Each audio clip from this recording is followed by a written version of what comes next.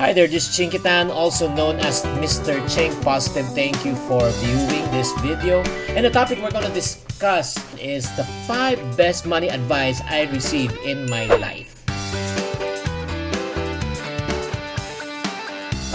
Number 1, my question to you is this. Do you want to have a change of financial life? Do you want to earn unlimited income? Do you want to achieve what we call as financial independence? Do you know, this is what I've learned in life, that your financial freedom starts with you.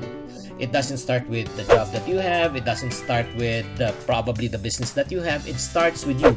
You taking the responsibility is the first step in order for you to arrive at your destination without paying the excess baggage in your life. Sometimes people often ask, okay, Chinkee, what's the best money advice that you can give? The best money advice that I've ever received in my entire life, number 1, is this. Don't lose money. What do you mean by don't lose money?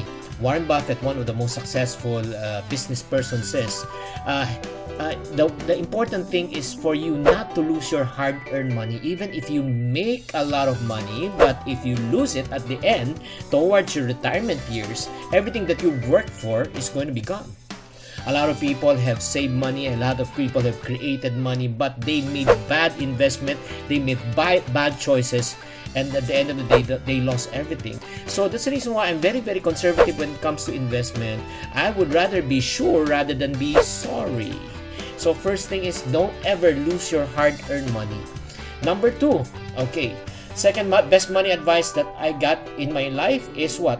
Get rid of bad debts.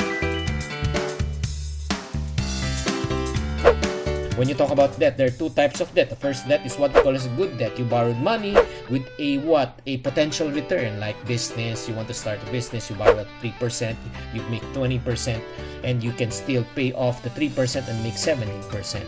The second type of debt is what we call as bad debt. Bad debt is money borrowed and then for you to spend probably on your necessities, education, hospital expenses, electricity expenses. These are all needs, but unfortunately it doesn't give you what? Return. These are what we call as bad debts. And especially, not only incurring bad debts, especially when you incur debts with interest. Interest like credit card debts, or if not personal loan, they charge you from 3% up to what? 20% interest per annum, depending on the financial institution that you are involved with. That's the reason why be consistent. I would suggest be consistent in paying off your what? Your debt. Don't ever accumulate interest, because once you start accumulating interest, you can never pay off. You can never pay off the what? The debt that you have what? Incurred. The third best money advice that I've ever received is what? Find additional ways to earn more money.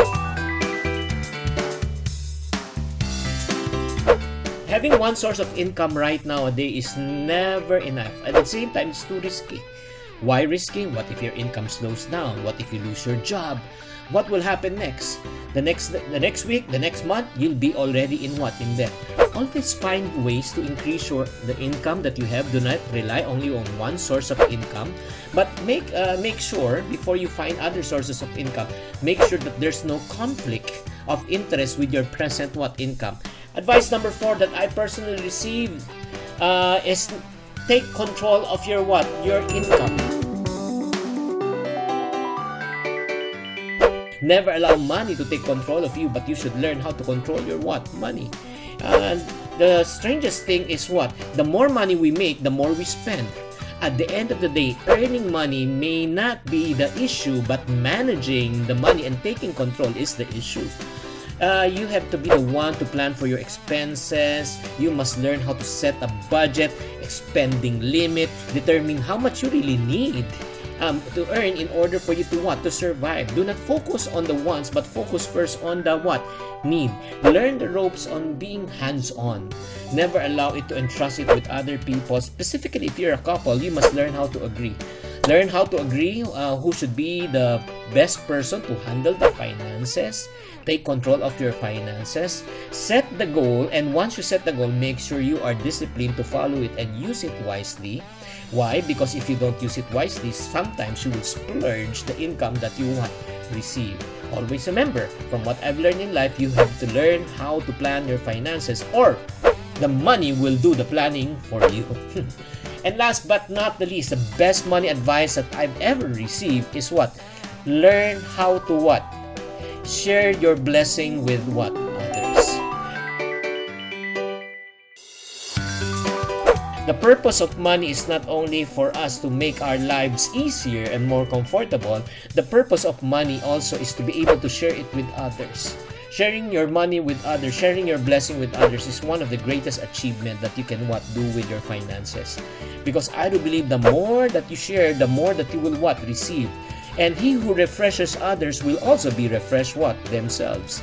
That's the reason why whenever you make money, do not only think about what you can get out of this income, but you should learn also how you can share your income with others. How you can share the blessing with others. Again, these are the top 5 money advice that I've ever received. Number 1, don't lose your hard-earned money. Number 2, get rid of bad debts. Number 3, find additional ways to earn more. Number 4, take control of your finances. And number 5, be a blessing to others. Now, what do you think is the best thing that has really ministered to you today? Can you please share it with me? How did it help you? And what is the money advice probably you can give our YouTubers right now, the people who's watching this channel? Please also do share.